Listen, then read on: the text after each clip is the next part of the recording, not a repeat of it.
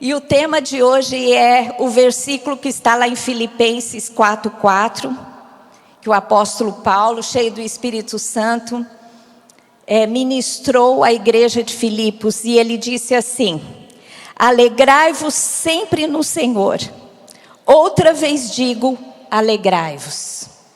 Parece que uma vez não foi suficiente ele dizer. Ele falou, outra vez digo. Ou seja, capte bem a mensagem, meus queridos. Alegrai-vos. Alegrai-vos é um imperativo, é um comando, é uma ordem. Isso significa que eu posso escolher entre me alegrar ou não. É uma decisão minha. É como um presente que nos é dado, que nos é apresentado. É como se Deus chegasse até nós e nos trouxesse um presente. Ou a gente pega ou não. Mas o que Ele espera e nos desafia é que nós peguemos esse presente. Essa alegria que vem dEle para as nossas vidas. Alegria é uma decisão.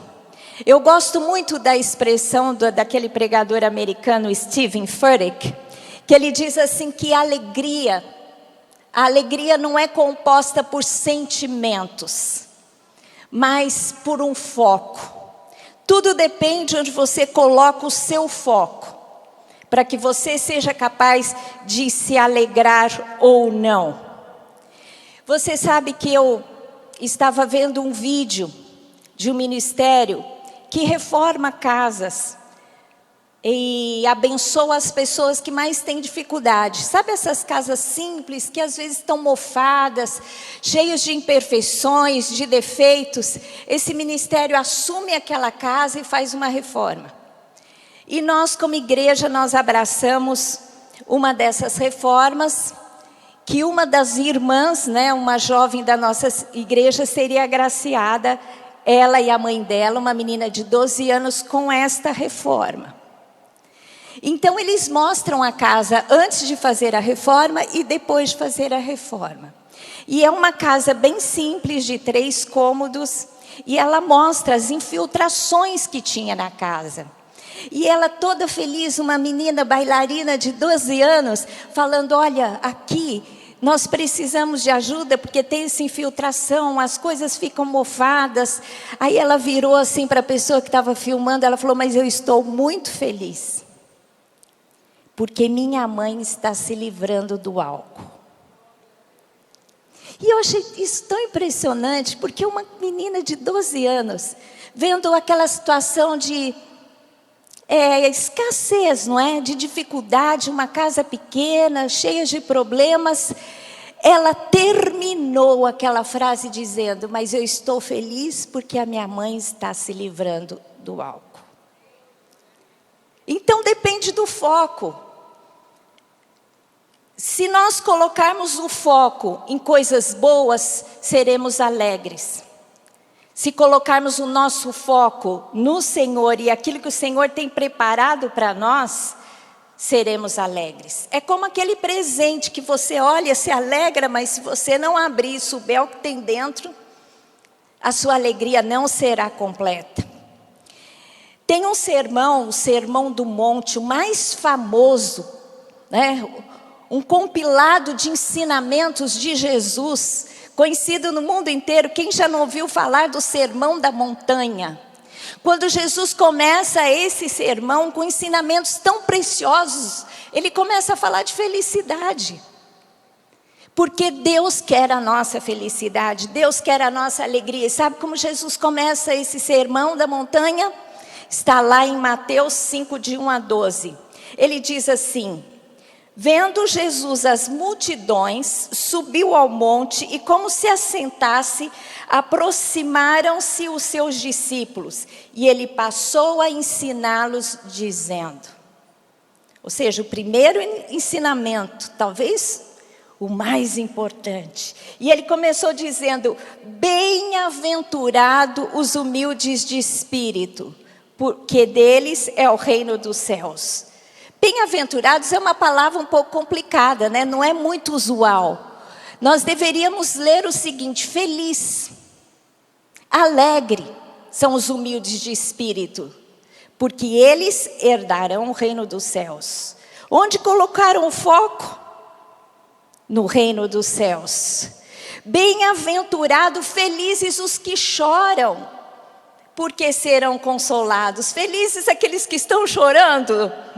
Às vezes a gente chora de felicidade, mas provavelmente aqui ele quer dizer aquele que tem alguma expectativa, que está num momento de choro ainda. Eles serão fartos. Onde está o foco? Então, ele continua dizendo, bem-aventurados mansos, aqueles que não entram em litígio, aqueles que não são prontos para a guerra, não é? Porque entregam tudo a Deus, porque eles herdarão a terra, não por esforço humano, mas pela ação do Senhor. Felizes os que têm fome e sede de justiça. Como pode ser feliz aquele que tem fome e sede, aquele que anseia por algo? Porque um dia eles serão fartos. Felizes os misericordiosos, porque eles alcançarão a misericórdia. Felizes os pacificadores, porque serão chamados filhos de Deus. Porque nós somos agentes de reconciliação, e não de brigas, e não de contendas. Então, bem-aventurados, felizes somos, quando nós somos pacificadores, porque nós seríamos reconhecidos como filhos de Deus. Felizes os perseguidos por causa do meu nome. Como que alguém perseguido pode sentir felicidade e alegria?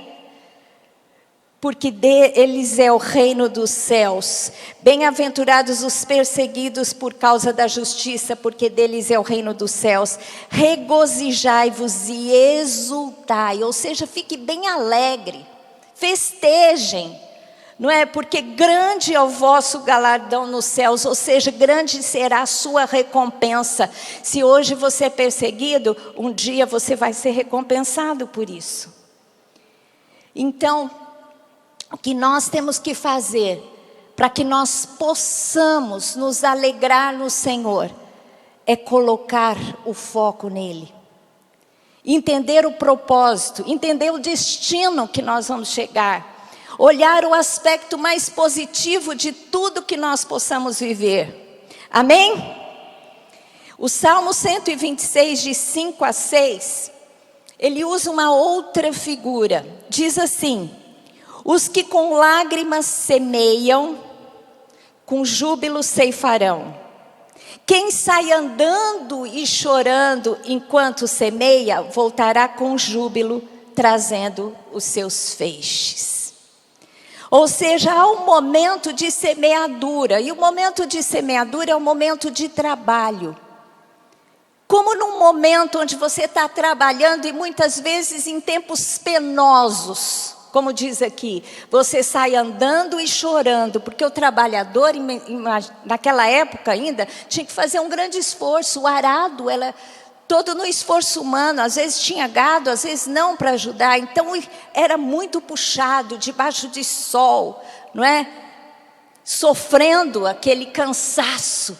Então eles iam saindo, chorando, mas eles se lembravam. E eles olhavam para o futuro. E tinham então em suas mentes o resultado de todo aquele plantio. Amém?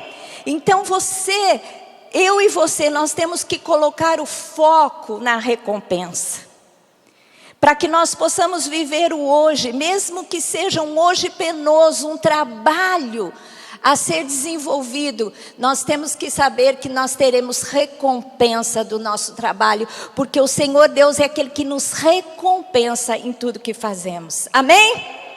Então, meu querido, quando você ganhar um presente, lembre, olhe, não é? Sonhe com aquilo que tem preparado para você, o que Deus tem reservado para você nessa época. E eu profetizo em nome de Jesus que você vai viver uma época de bênçãos do Senhor sobre a sua vida. A despeito das circunstâncias, o Senhor é contigo, o Senhor é o seu Deus, o Senhor é o seu Pai, e Ele quer te dar boas dádivas neste tempo.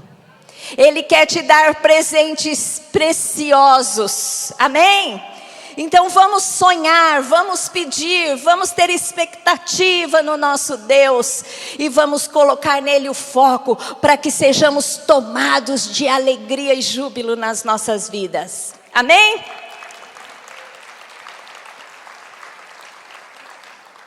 Tem um texto em João 16, 21 e 22 que usa uma outra figura. E diz assim, Jesus falando: a mulher, quando está para dar à luz, tem tristeza, porque a sua hora é chegada. E ela pensa em tudo aquilo que ela vai ter que passar. Que não é fácil um parto, né? Um parto natural. Mas depois de nascido o menino, já não se lembra da aflição, pelo prazer de ter tido nascido ao mundo um homem. Meu querido, minha querida, algumas já passaram por partos aqui, né? Quem que já passou por partos? Muita gente. Quando está chegando a hora, não é? O nosso coração bate forte, porque a ansiedade, a expectativa, você não sabe como vai acontecer, as dores que você sabe que você vai ter que passar. Então você é tomada por uma, aqui diz o Jesus descrevendo como se fosse uma tristeza. Eu acho que é mais um peso e uma ansiedade, não é? Mas depois que nasceu o menino, ela já não se lembra mais da sua aflição, porque ela já recebeu o presente. Amém?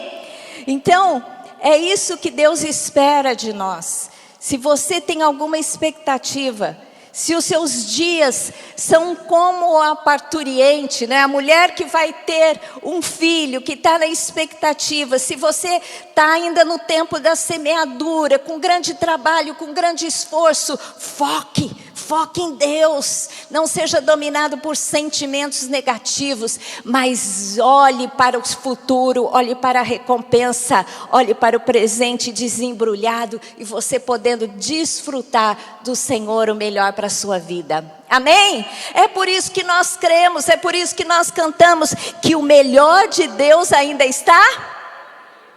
Amém? O melhor de Deus ainda está por vir. Às vezes a gente olha para trás e lembra de circunstâncias tão alegres, mas você tem que olhar para frente e falar assim: tem coisas melhores ainda por vir, não é? Isso é maravilhoso. A alegria que vem do Senhor, essa é uma figura que eu montei, que eu imaginei.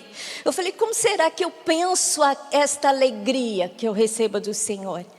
A alegria que vem do Senhor eu vejo como um manto que me envolve e me aquece até que o frio da adversidade passe. Porque mesmo na adversidade, nos tempos de lutas, nos tempos de esforços, como se aquele frio quisesse, sabe, nos envolver e doer até os ossos. Sabe quando o frio é tão intenso que dói os ossos?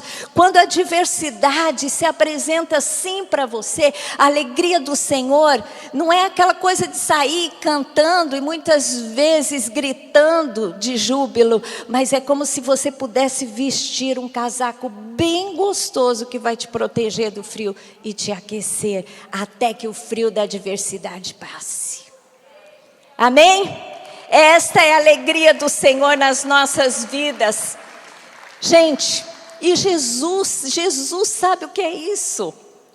Por isso que Ele nos ensinou essa figura da mulher que estava esperando a criança.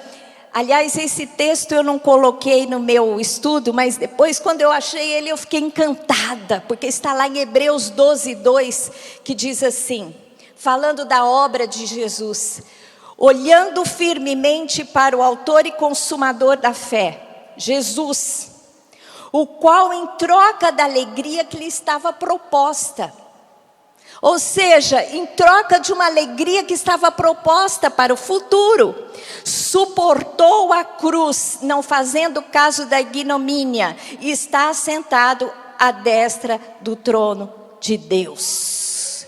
Jesus, ele foi para a cruz, e ele sofreu aquela dor intensa, aquela humilhação, porque nessas horas ele foi tremendamente machucado. Ele sofreu e ele sabia o que haveria de passar. Mas por que que ele suportou? Porque ele viu a alegria que lhe estava proposta. Jesus foi à cruz e não desceu da cruz, porque ele sabia que havia uma alegria proposta. Ele estava lhe dando a sua vida para ganhar multidões de seguidores. Deus entregou a Jesus, o seu Filho, para ganhar o quê? Uma família, que é a sua igreja. Então nós temos que sempre lembrar a alegria que nos é proposta, a alegria que virá quando nós suportarmos o tempo da adversidade, até que tudo se concretize, até que o plano e propósito de Deus aconteça nas nossas vidas. Amém? Glória a Deus. E a palavra continua, né, através do apóstolo Paulo. Alegrai-vos sempre. Sempre, em todas as circunstâncias, nas boas, nas ruins, nas celebrações e nas provações. Alegrar na celebração é fácil, não é? Quando tudo vai bem, como é bom se alegrar. Eu e o Lamartine, nós passamos uns dias lá em Orlando, descansando, e estava muito fácil ficar alegre lá. Tendo um tempo de descanso com o meu amor, ouvindo a palavra, né? Eu acordo logo de manhã, já ligo o canal evangélico, ouço várias mensagens, desligo, leio a Bíblia, oro, tenho tempo com ele, passeio. Gente, como ficar triste num tempo assim? Só se deixar o diabo atazanar, porque, né? Naturalmente é muito fácil. E o livro da minha fase de vida agora é Eclesiastes, né? Que Salomão escreveu no fim da sua vida, quando ele pôde olhar para trás e fazer uma análise real da vida. Eu, quando fiz 60 anos, comecei a ser como Salomão, né? Comecei as avaliações da vida. Então eu fico lendo Eclesiastes, já li várias vezes. E lendo Eclesiastes lá, eu separei alguns textos aqui, que eu fiquei muito encantada com aquilo que Deus faz. Nós temos que estar alegres nas celebrações. Eclesiastes 3, de 12 a 13, diz assim, Salomão dizendo: sei que nada há melhor para o homem do que regozijar-se e levar vida regalada. E também que é dom de Deus que possa o homem comer, beber e desfrutar o bem de todo o seu trabalho. Amém? Gente, quando você estiver na sua ceia de Natal, você tem que lembrar desse texto. Salomão dizendo que a gente tem que sentar, comer, beber e se alegrar de uma vida regalada. Às vezes a gente adquire coisas, Deus nos dá bênção, em vez de a gente ficar feliz, sabe que o diabo começa a falar: ah, mas toma cuidado, você tem agora, amanhã você pode perder. A gente fica com medo quando ganha de perder aquilo que ganhamos. Ou às vezes a gente ganha, o diabo faz a gente ficar triste porque você está vivendo e o outro não. Mas não é isso. Deus quer que nós nos alegremos em tempos de fartura, em tempos, sabe, de uma vida regalada. Aliás, vida regalada é o que o Senhor tem para todos nós. Porque deserto é um lugar passageiro. O que Deus tem para nós é a Canaã, a terra prometida, a terra que emana leite e mel. Amém? É por isso que quando ele começou o sermão do monte, ele disse: bem-aventurado, feliz é você que hoje está sofrendo algo, mas amanhã você será recompensado. E no tempo da recompensa vamos nos alegrar, sem sentir culpa. Eu estava conversando com o Ramon outro dia, e aqui no Brasil, a gente quando prospera e é abençoado, muitas vezes nos sentimos culpados, por causa de uma visão errada, que a igreja romana colocou, né, na nossa história, na nossa cultura, de que quem é rico porque roubou dos outros, ou que toda riqueza é ilícita, porque a gente vê muitos casos de corrupção, muitas vezes tem essa sensação, mas não é isso que acontece. Quando alguém prospera, quando você prosperar, ou quando você vir alguém prosperar, você tem que se alegrar pela sua prosperidade e se inspirar. E se a prosperidade não é sua, olhar para aquele que prospera e se inspirar na prosperidade do outro. Eu adoro me inspirar na prosperidade do outro. Gosto de andar com gente que tem mais do que eu. De alguma forma ela me inspira. Aquela pessoa me inspira em todos os aspectos da vida. Ou pessoas que têm mais conhecimento, pessoas que têm mais educação, pessoas que têm mais instrução em alguma área, pessoas que têm mais economicamente falando. A gente se inspira. São alvos a conquistar. Eclesiastes 8,15 diz assim, Salomão na sua sabedoria: então exultei eu a alegria, porquanto para o homem nenhuma coisa há melhor debaixo do sol do que comer, beber e alegrar-se. Por isso o acompanhará no seu trabalho, nos dias da vida que Deus lhe dá debaixo do sol. Amém? Glória a Deus. Vamos nos alegrar na preparação da ceia, na preparação da comemoração. Vamos olhar para aqueles que têm menos que a gente, mas vamos nos preparar para abençoá-los, para ajudá-los, para prover aqueles que precisam também. Por isso que a gente faz uma festa de Natal, né, Naísa? Tão gostosa, as famílias recebem cestas, porque elas terão de alguma forma supridos naqueles momentos onde nós vamos comemorar a vinda de Jesus com alegria. Também temos que estar felizes nas provações. E não é fácil estar feliz na provação. Mas você tem que entender que a provação vai gerar um fruto, como diz lá em Tiago. Meus irmãos, tende por motivo de toda alegria. Parece masoquismo, né? Tende motivo de toda alegria o passar de por várias, não é uma não, são várias provações. Sabendo que a provação da vossa fé, uma vez confirmada, produz perseverança. Ora, a perseverança deve ter ação completa para que sejais perfeitos e íntegros, e nada deficientes. Ou seja, provações. Você tem que entender que as provações, elas querem te levar para um lugar melhor. As provações vêm para te fazer uma pessoa completa, íntegra, perfeita, plena em Deus. E nós precisamos. E nada deficientes. Ninguém quer viver as deficiências, as dificuldades da vida. As provações, elas vêm para isso, para produzir em nós esse crescimento. Agora, uma coisa é importante que saibamos: provações não são problemas. Muitas vezes a gente acha que as provações são os problemas que nós mesmos causamos.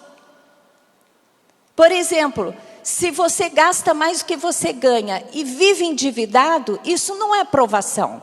Você não pode achar que Deus está te provando na área financeira. Você que está causando aquele problema.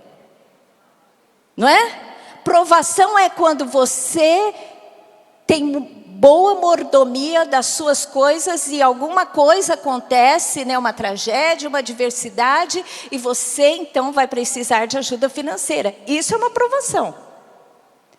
Mas não um problema que você causa. Quando você causa um problema, você tem que admitir o seu problema, se arrepender, buscar a ajuda de Deus. Mas a provação é aquilo que Jó passou. Justo, Deus permitiu que ele passasse por várias dificuldades para provar a sua fé. E ele experimentou não só na teoria, mas na prática, a fé que ele tanto declarava. Amém? Então as provações podem produzir alegria, porque você vai ver o resultado que ela vai produzir em você. E por último lugar, a palavra diz: alegrai-vos sempre no Senhor. É uma posição, é uma presença. A gente se alegra quando nós nos posicionamos em Deus, na presença de Deus. Salmo 43 diz assim: então irei ao altar de Deus, que é a minha grande alegria. Ao som da harpa eu te louvarei, ó Deus, Deus meu. Ele está dizendo: o Senhor é o meu Deus, eu vou até o Senhor, eu estarei no Senhor, no altar, na tua presença. Salmo 16, 11 diz assim: tu me farás ver os caminhos da vida, na tua presença há plenitude de alegria. Na tua destra, delícias perpetuamente. O apóstolo Paulo é um grande exemplo disso. Ele que escreveu esse versículo. Ele que escreveu Filipenses. Ele escreveu uma carta aos Filipenses. E quando ele escreveu, ele tinha motivo de estar muito feliz. Eu sempre digo isso. Eu entendi, na verdade, estudando Filipenses, eu falei: nossa, de repente Paulo ficou tão feliz e ele falou tanto sobre alegria e felicidade. O que foi que moveu o coração de Paulo nessa alegria? Paulo tinha acabado de ser provido pela igreja de Filipenses. Epafrodito saiu de Filipos e foi até Roma levar uma oferta que a igreja de Filipenses tinha preparado para ele. E Paulo diz assim: eu fui em tudo suprido por vocês que desde o começo do ministério, não só uma vez, mas várias vezes me supriram as necessidades. E hoje vocês estão suprindo e vocês estão me alegrando. Quando você tem uma necessidade, alguém vem e supra, é como você ser beijado. Eu me sinto assim, quando eu tenho uma necessidade e o Senhor move alguém, é como se você fosse abraçado, beijado, acariciado pelo Senhor. E assim Paulo sentiu, e ele estava muito alegre nesse momento. Eu falei: foi isso então que Paulo ficou muito feliz. Ganhou uma oferta, ficou suprido de tudo, hoje ele estava feliz. Aí Deus me falou assim: não, de fato ele estava feliz, por isso também. Mas não só por isso. Você se lembra que quando ele foi preso com Silas, depois de ser açoitado severamente, diz a palavra, colocaram ele no quartinho da cadeia, do cárcere mais íntimo, prenderam eles no tronco, eles ali com dores intensas. O que eles fizeram, Paulo e Silas? Louvaram, cantaram, com dor, com machucados. Eles foram envolvidos pela presença, e a presença trouxe alegria. Eles, na minha opinião, eles decidiram ficar alegres naquele momento, porque quem com dor fica alegre, gente? Mas eles se posicionaram e olharam e focaram e clamaram e cantaram, e Deus não teve como não agir, porque Deus foi invocado, os céus foram movidos por aquele clamor, a despeito das dores, a despeito da ofensa que sofreram, eles querendo o bem, não é? Porque eles estavam lá em Filipos também. E libertaram uma moça de espírito de adivinhação. Eles fizeram o bem. Mas os donos daquela escrava ficaram muito indignados, porque perderam o lucro que tinham com ela, nas suas adivinhações, e botaram eles no cárcere. E a despeito de tudo aquilo que eles estavam sofrendo, dores na alma, né? Da ingratidão, eles não eram culpados, mas foram presos das dores físicas. Eles focaram e cantaram, e o Senhor foi acionado, e o Senhor mandou o seu anjo, e abriu as portas da cadeia, e rompeu os grilhões que os prendiam. E aí o que aconteceu? Libertação para Paulo, libertação para Silas, libertação para o carcereiro, salvação para o carcereiro, salvação para a sua família, porque isso que acontece quando, a despeito das circunstâncias, buscamos o Senhor e nos alegramos no Senhor. A alegria do Senhor é a nossa força. A alegria do Senhor, a despeito dos momentos, a alegria sempre ultra circunstancial, no Senhor posicional. Alegrai-vos sempre no Senhor. Amém? Depois dessa palavra, eu quero encerrar orando por você. Domingo que vem eu vou falar sobre a unção de alegria. Você sabia que Deus pode te visitar com uma unção de alegria sobrenatural? Domingo que vem eu vou falar sobre isso, e depois eu quero montar um esquema aqui para a gente ser ungido. Porque eu quero profetizar e eu quero gerar na sua vida o melhor tempo de alegria, a despeito das circunstâncias que você vai viver na sua vida. Amém? Glória a Deus. Então feche os seus olhos agora. Ora conte cima la shuri cante cima la suri cante similire la la masuro hala mashuri cante cima la shuri cante sila la base. Ora rola mashuri cante hala rahala mashuri cante sila la base. Senhor Deus, oh Senhor Jesus querido, Pai amado, Espírito Santo poderoso, companheiro constante, consolador, Senhor Deus, nós te amamos, o Senhor é a fonte da nossa força. Senhor Deus, nós nos alegramos no Senhor, alegrai-vos sempre no Senhor. Eu me alegro no Senhor, eu me alegro hoje, eu me alegrarei amanhã, ainda que a figueira não floresça e que não haja fruto na vide, mesmo assim me alegrarei, porque o Senhor é o meu Deus, e o meu futuro é bom, e o melhor de Deus está por vir na minha vida. Eu olho para o futuro, eu olho pela recompensa, o galardão que está sendo preparado nos céus para mim.